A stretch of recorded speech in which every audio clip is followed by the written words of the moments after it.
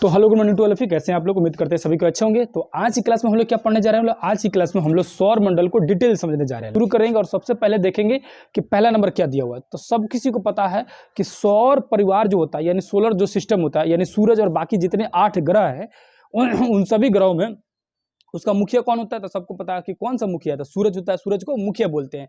लेकिन पहले जो होता था 9 ग्रह होते थे यानी यम होते थे कि नहीं होता था 9 ग्रह। तो यम को क्यों हटा दिया गया, क्या कारण था कि यम को हटा दिया गया। आपको पता होना चाहिए कि जितने भी ग्रह हैं जैसे देख सकते हैं आप, जितने भी ग्रह हैं वो सब किसके चक्कर लगा रहे थे, सब किसके चक्कर लगाते, तो सूरज के चक्कर लगाते। लेकिन कभी कभी क्या होता था, यम जो था ना 9वां ग्रह जिसको बोलते थे 9 जो प्लेनेट था, वो 9वां ग्रह यम जो था ना, कभी कभी सूरज के चक्कर लगाने के बजाय क्या करता था, कभी दूसरे ग्रह का ही चक्कर लगा लेता था। ठीक है, इसीलिए बहुत सारी उसकी कमियां थी। यही कारण था कि उस यम को हटा दिया गया ग्रह से, कैटेगरी से। अब उसको बौने ग्रह, कोई क्षुद्र ग्रह या अलग अलग कैटेगरी के नाम से उसको हटा दिया गया, यानी ग्रह के लिस्ट में से उसको हटा दिया गया। अब कितने ग्रह हैं, 8 ग्रह है और एक सूरज है जो सबका मालिक है यानी मुखिया उसी कहा जाता है। सेकंड नंबर जो लिखा हुआ है सौर प्रज्वल, सौर प्रज्वल किसे बोलते हैं। ठीक है, अब सूरज जो होता है ना, सूरज की सतह से यानी जो सूरज आग का गोला है, ठीक है, और आग जो है जाहिर सी बात है उसमें से ऐसे धधकेगा तो उसमें से निकलेगा कि नहीं निकलेगा। तो सूरज की सतह से जब आग की लपटें बाहर निकलती है उसी को कहा जाता है प्रज्वल, सौर प्रज्वल यानी सूरज का ज्वल, प्रज्वल। ठीक है ना, यानी कि सूरज की सतह में से जो आग की लपटें बाहर निकलती है उसी को क्या बोलते हैं, सौर प्रज्वल बोलते हैं। ठीक है, तीसरा लिखा हुआ है कि सूरज का प्रकाश, यानी बहुत सारे बच्चे पढ़े होंगे कि सौर प्रकाश जो होता है, सूरज की जो प्रकाश होती है पृथ्वी तक आने में 8 मिनट 16 सेकंड लगता है, कहीं 8 मिनट 20 सेकंड लिखा है, कहीं कहीं किताबों में सिर्फ 8 मिनट लिखा हुआ है। तो सबको पता है कि सूरज की जो प्रकाश जो होती है यानी सनलाइट जो होता है पृथ्वी तक आने में कितना समय लगता है, उसको 8 मिनट लगता है। कितना समय लगता है, 8 मिनट लगता है। अब जो है चंद्रमा की प्रकाश पृथ्वी तक पहुंचने कितना लगता है, 1.25 सेकंड लगता है, 1.2 सेकंड यानी 1 सेकंड यानी 1.25 सेकंड में चंद्रमा की जो रोशनी जो है पृथ्वी तक पहुंच जाती है। ऐसे तो चंद्रमा की अपनी प्रकाश तो होता नहीं है, वो सूरज के प्रकाश से चमकता है, ये भी आप पढ़ चुके हैं। ये सारी चीजें जो मैं बता रहा हूं अगर आप नहीं जानते हैं ये भी चीजें, तो मैं बोला अभी के डिस्क्रिप्शन में वीडियो डाल दूंगा, उसका लिंक दे दूंगा, आप जाइएगा उसमें देखकर सौर मंडल का पूरा डिटेल में उसे पढ़ा चुका हूं। तो वो जो चैप्टर है ना कंप्लीट हो चुका है, उस चैप्टर में से कुछ खास यानी जो टॉप 10 जो है उसको मैं लेकर आया हूं। यानी ये उस चैप्टर के अलावा जो नोट्स टाइप का हो गया, इंपॉर्टेंट हो गया, उसको आज मैं कंप्लीट कराने की कोशिश कर रहा हूं। ठीक है, तो जैसे मैंने बोला कि सनलाइट जो होती है, सूरज की रोशनी पृथ्वी तक पहुंचने में कितना समय लगता है, 8 मिनट लगता है, और मून की लाइट पहुंचने में 1.25 सेकंड लगता है, 1.2 सेकंड। ठीक है, लेकिन क्या आपको पता है कि पृथ्वी से दूसरा जो नजदीक का तारा है, जैसे मान चलिए यहाँ पृथ्वी आपको दिख रहा है, ये सूरज हो गया, बुध हो गया, शुक्र हो गया, पृथ्वी हो गया, ये है ना, ऐसे ही ना ग्रह का सीक्वेंस है। तो ये पृथ्वी से सबसे पहला तारा कौन सा है, सूरज है। सूरज भी एक तारा है, ये भी मालूम है कि नहीं मालूम है, सूरज भी एक तारा ही है। ठीक है, अब रह गया कि इस तारा के अलावा दूसरा तारा कौन सा नजदीक है। देखो एग्जाम अगर क्वेश्चन पूछेगा कि पृथ्वी से सबसे नजदीक का तारा, तो सूरज, याद रखना सूरज ही तारा है।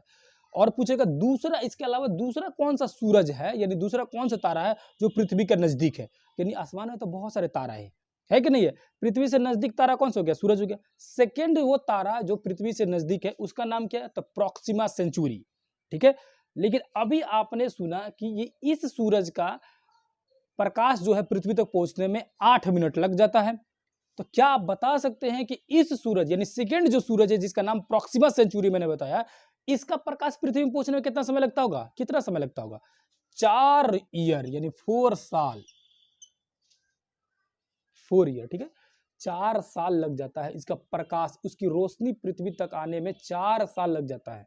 समझो कितना दूर है, सर है ना। सूरज की रोशनी पृथ्वी तक पहुंचने में 8 मिनट लगता है, और सेकंड जो सूरज है आसमान में, ब्रह्मांड में जो सेकंड सूरज है उसकी प्रकाश पहुंचने में पृथ्वी तक कितना समय लग रहा है, 4 साल लग जा रहा है। कितना साल, 4 साल लग जा रहा है। अब बताओ कितना दूर होगा, सर ना, कितना दूर है इसी से अंदाजा लगा लो। और उसका नाम क्या है, तो प्रॉक्सिमा सेंचुरी नाम है। क्या नाम है, प्रॉक्सिमा सेंचुरी। क्वेश्चन पूछेगा कि पृथ्वी से सेकंड तारे कौन सा है, पृथ्वी से सेकंड दूरी में जो तारा है उसका नाम क्या है, तो प्रॉक्सिमा सेंचुरी। इसका प्रकाश पृथ्वी तक पहुंचने में कितना समय लगेगा, 4 साल लग जाएगा इसकी लाइट आने में पृथ्वी तक। और सूरज से कितना आता है, हम लोग का सूरज का 8 मिनट में आ जाता है, चंद्रमा का 1.25 सेकंड में आ जाता है। ठीक है, अब रह गया अंतरिक्ष से हमें जो अपना ग्रह जो है नीला कलर का क्यों दिखता है। कारण क्या है कि हमारी पृथ्वी पर बहुत सारे पानी है, 71% जल है। आपको मालूम है कि हमारे पृथ्वी पे क्या है, 71% जो है लगभग, मतलब 3 भाग जो है क्या है, पानी है, पूरा 71% जल है। जब आप अंतरिक्ष से पानी को देखिएगा ना, तो पानी का जो नीला कलर है वो रिफ्लेक्ट होता है, यानी परावर्तित होता है। यही कारण है कि पूरा ग्रह नीला कलर का दिखता है, समझ रहे ना हम। उसके आगे लिखा है 5 नंबर में कि चंद्रमा का परिक्रमण जो होता है, चंद्रमा परिक्रमण मतलब क्या होता है, परिक्रमा लगाना। तो उपग्रह किसका परिक्रमा लगाता है, ग्रह का। ग्रह किसका लगाता है, तो सूरज का। तो चंद्रमा जो है पृथ्वी का परिक्रमा लगाता है ना, तो पृथ्वी का जो चंद्रमा परिक्रमा लगाता है, यानी उसके चारों ओर घूमता है 27 से लगभग 28 दिन में, लगभग मतलब 28 दिन में घूमता है, 27 दिन 8 घंटा लगभग लग जाता है उसको घूमने। तो चंद्रमा जो है पृथ्वी का ऐसे चक्कर लगा रहा है, तो जितना उसको चक्कर लगाने में लगता है ना समय, उतने देर में वो घूर्णन भी करता है, यानी 27 से 28 दिन में परिक्रमा भी करता है, उतने ही दिन में घूर्णन भी करता है। घूर्णन मतलब अपने जगह पर घूमना, तो मतलब ऐसे ऐसे घूम रहा है और ऐसे ऐसे आगे बढ़ रहा है, घूम रहा है, ऐसे आगे बढ़ रहा है। यही कारण है कि हमें चंद्रमा का सिर्फ आधा भाग ही दिखता है, एक ही पार्ट दिखता है। चंद्रमा का आधा भाग आज तक कोई नहीं देख पाया, कभी भी नहीं दिखता है। हमें चंद्रमा का लगभग 59% भाग ही दिखता है। ये बात मैं कई बार बता चुका हूँ, समझ रहे ना। अब अगला दिया हुआ कि सबसे ज्यादा उपग्रह किसके है, तो सबसे ज्यादा उपग्रह बृहस्पति का है, 63 गो है।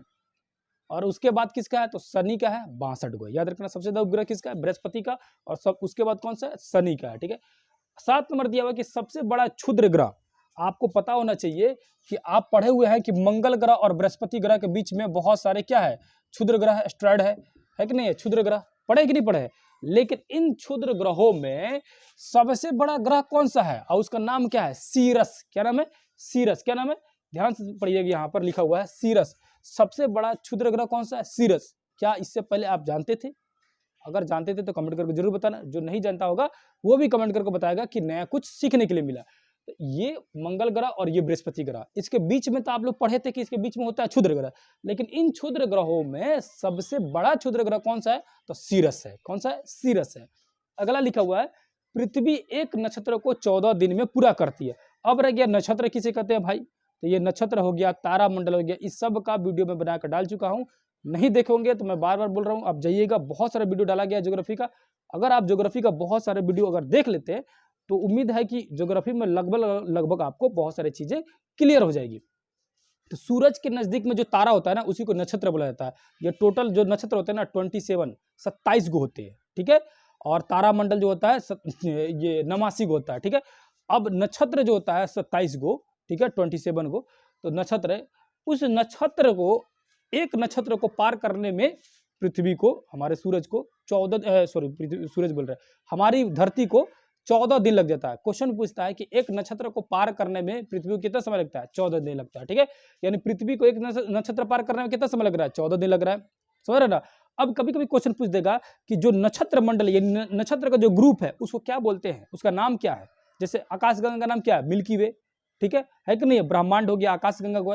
अब ये नक्षत्र जो होता है, नक्षत्र मंडल जिसके अंदर 27 गो तारा है, उस पूरे ग्रुप का नाम क्या है, तो इसके ग्रुप का नाम है अर्सा मेयर। क्या नाम है, अर्सा मेयर, या इसको बिग बियर भी बोलते हैं, बिग बियर या अर्सा मेयर, याद रखना, ठीक है। अगला क्वेश्चन दिया हुआ है कि प्रकाश की गति कितनी होती है। जो अभी बताया मैंने कि सूरज की प्रकाश जो है पृथ्वी तक पहुंच रहा है कितना समय में, 8 मिनट लग जा रहा है उसको पहुंचने में। अब मालूम है जो प्रकाश जो आ रहा है तो स्पीड उसका होगा ना जी, तो उसका स्पीड पता है कितना है, 3 लाख किलोमीटर प्रति सेकंड से चलता है। मतलब 1 सेकंड में 3 लाख किलोमीटर चल जाता है रोशनी।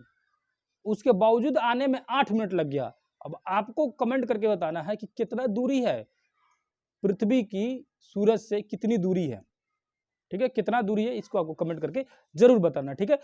1 सेकंड में कितना जा रहा है, 3 लाख किलोमीटर, ठीक है। तो 8 मिनट में कहाँ चल जाएगा, कितना दूर पहुंच जाएगा, उसकी दूरी आपको बताना है।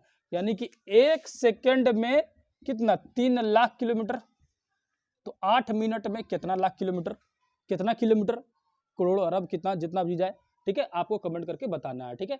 कमेंट करके बताइएगा कि कितना किलोमीटर चल दिया 8 मिनट में सूरज की रोशनी। अगला क्वेश्चन दिया हुआ है कि चंद्रमा का व्यास जो होता है, यानी चंद्रमा का जो व्यास होता है, यानी कहने का मतलब कि ये चंद्रमा का व्यास हो गया, ये मान चलो पृथ्वी हो गया, इसका व्यास हो गया। व्यास मतलब होता है पूरा बीचों बीच का, ठीक है। तो चंद्रमा का व्यास पृथ्वी के व्यास से कितना बड़ा है या कितना छोटा है, यानी चंद्रमा कितना छोटा है, तो 1.4 है, 1/4 भाग है, समझ रहे ना। इसका मतलब है कि पृथ्वी जो है चंद्रमा से 4 गुना बड़ा है, यही ना हुआ। तो क्वेश्चन पूछेगा कि चंद्रमा का व्यास पृथ्वी के व्यास का कितना है, तो 1/4 यानी 1/4 है। ठीक है, 1/4 है। ये कहने का मतलब का है कि ये इतना बढ़कर पृथ्वी का व्यास होगा तो इसका 4 भाग बांट दो, 1 है ना, 2 3 और ये 4। इतना बढ़कर अगर पृथ्वी का व्यास है तो इसका इतना ही बड़का क्या है, चंद्रमा है। और पूरा इतना बड़का आपका क्या हो जाएगा, क्या हो जाएगा, आपका पृथ्वी हो जाएगा। समझ रहे ना। चंद्रमा पृथ्वी का 1/4 भाग कितना है, चंद्रमा है। तो ये था टॉप 10 पूरे सौर मंडल से रिलेटेड। इसमें से बहुत सारी जो चीज़ें हैं जो नया आपको सीखने के लिए मिला होगा। उम्मीद करते हैं कि बहुत सारी चीज़ें आप सीखे होंगे, समझे होंगे। अगर वीडियो अच्छा लगा होगा, समझ आया होगा, कुछ नया जानने के लिए मिला होगा तो कमेंट कर कर जरूर बताइएगा और ज़्यादा से ज़्यादा बच्चों को शेयर कीजिएगा ताकि बहुत सारे बच्चे इसका लाभ उठा सके। इसी तरह का और सारे वीडियो देखने के लिए हमारे साथ जुड़े रहिए। फिर किसी दूसरे क्लास में मिलेंगे, तब तक के लिए धन्यवाद, नमस्कार, अस्सलाम वालेकुम, जय हिंद, जय भारत।